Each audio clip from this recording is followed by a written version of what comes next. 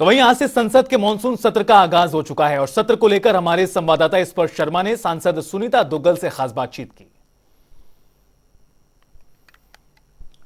संसद का मॉनसून सत्र शुरू हो चुका है। हमारे साथ बात करने के लिए बीजेपी सांसद सुनीता दुग्गल जी हैं। मैम, मॉनसून सत्र है, आपकी तरफ से भी तैयारी की गई होगी। मैम, क्या क्या जो प्रश्न है वो आपकी तरफ से रखे जाएंगे? देखिए, बहुत से सवाल जो है मैंने वो चाहे हमारे पूरे देश से संबंधित हों, चाहे मेरे प्रदेश से संबंधित हों, चाहे मेरी लोकसभा से संबंधित हों, मैंने बहुत से सवाल जो है एक के बाद जो है एक सेशन के अंदर रखे हैं। आज भी मेरा सवाल लगा हुआ था, जिसमें सबसे पहले तो मैं इस बात के लिए जो है बहुत बहुत मुबारकबाद भी देना चाहती हूँ और धन्यवाद भी देना चाहती हूँ हमारे जो उड्डयन मंत्री हैं उनको, कि पहली बार जो है हमारा जो ऐसा फ्यूल जो है हमने उसके अंदर इस्तेमाल किया है जो बायोफ्यूल है, और ये 1% के करीब जो हमारी कोशिश है कि वो 2025 तक जो है उसके अंदर इस्तेमाल होना चाहिए, उसका सफल जो है प्रयोग किया गया।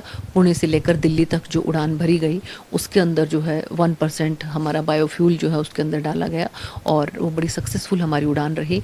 तो ये हमारी सरकार की कोशिश रहेगी। उसी के बारे में भी मैंने इस बात में पूछा था कि जो टैक्सी है, टैक्सी उसके बारे में सरकार की क्या योजना है आगे, ताकि उसमें वो वाला फ्यूल इस्तेमाल किया जा सके।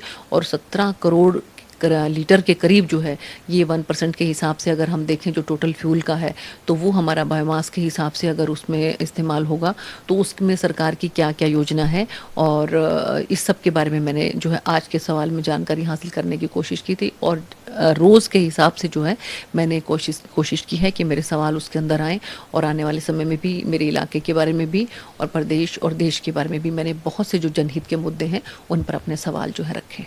मैम, लेकिन विपक्ष भी पूरी तैयारी के साथ जो है इस पूरे मानसून सत्र में जो है देखने को मिलता हुआ नजर आएगा। और खासतौर पर मणिपुर की अगर हम बात करते हैं तो हमने देखा कि किस तरीके से विपक्ष लगातार जो है हमलावर देखने को मिलता हुआ नजर आ रहा है और उनका ये भी कहना है कि प्रधानमंत्री को सदन में आकर भी जो है कहीं ना कहीं जो है जवाब देना चाहिए इसको लेकर। देखिए, ऐसा है कि माननीय प्रधानमंत्री जी ने सदन शुरू होने से पहले जो एक परंपरा होती है उसमें सारे मीडिया को वो संबोधित करते हैं। उस संबोधन में उन्होंने स्पष्ट रूप से मणिपुर के बारे में जो है वो बात की है। मणिपुर का नाम लेकर उस जगह का उन्होंने, उस घटना का उल्लेख करते हुए उन्होंने एक एक बात को बड़े बारीकी से उन्होंने कहा है कि किस तरह से जो है वो क्रोध से भरे हुए हैं, वो आहत हैं। और ये सच में ऐसी विभत्स घटना है जिसकी जितनी कड़े शब्दों में जिसकी निंदा की जाए उतना ही कम है।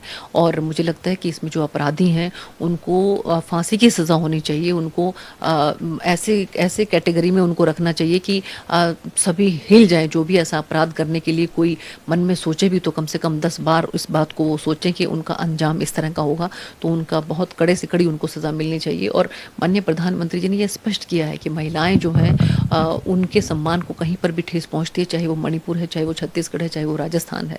तो इसमें हमें दल से ऊपर उठकर, पार्टी से ऊपर उठकर, सरकारों से ऊपर उठकर इन सब चीज़ों के बारे में हमें कड़े से कड़ी शब्दों में उसकी निंदा करनी चाहिए और इसके साथ साथ कड़े से कड़े उसमें कदम भी उठाने चाहिए। मैम, एक प्रश्न की, आपकी मुलाकात जो है अश्वनी वैष्णव जी केंद्रीय रेल मंत्री से भी होती हुई नजर आई थी। क्या कुछ जो मसले आपने रखे हैं? देखिए, माननीय रेल मंत्री जी से मैं समय समय पर मिलती रहती हूँ और मेरे इलाके के बारे में खासकर मैंने बहुत सी, मेरी कोशिश रहती है कि जो भी हमारे वहाँ की रेल संबंधित जो भी समस्याएं हैं उनका समाधान हो। इसी के तहत मैंने उनसे एक तो ये आग्रह किया है कि वहाँ पर जो है चाहे हम एलनाबाद से सिरसा की बात करें, चाहे हम हिसार, अग्रोहा, फतेहबाद रेलवे लाइन की बात करें, चाहे हम उकलाना नरवाना रेलवे लाइन की बात करें, कि नई रेलवे लाइन जो है कि वो ज़रूर जो है कोई ना कोई हमें वहाँ पर मिलनी चाहिए। ये मेरा उनको आग्रह रहा। इसके साथ साथ जो एक नई और ट्रेन जो है हमने कहा, हमें पता लगा है कि शायद वो शुरू होने वाली है, तो उसके लिए हमारी कोशिश ये है कि वो साउथ इंडिया की तरफ जाने वाली ट्रेन है, तो वो नॉर्थ इंडिया को साउथ इंडिया से जोड़ेगी। तो उसमें हमारी कोशिश रहेगी कि एलनाबाद और डब वाली, मंडी डब वाली, वहाँ भी हमें 2 स्टॉपेज मिलने चाहिए ताकि हमारे उस इलाके के लोग भी जो हैं वो दक्षिण भारत से जो है कनेक्ट हो सकें। इसके साथ साथ और भी हमारी कोशिश ये है कि जो जयपुर है, जयपुर हिसार जो ट्रेन है उसकी एक्सटेंशन हमारी सिरसा तक होनी चाहिए ताकि हमारा सिरसा जो है वो जयपुर से जुड़ सके।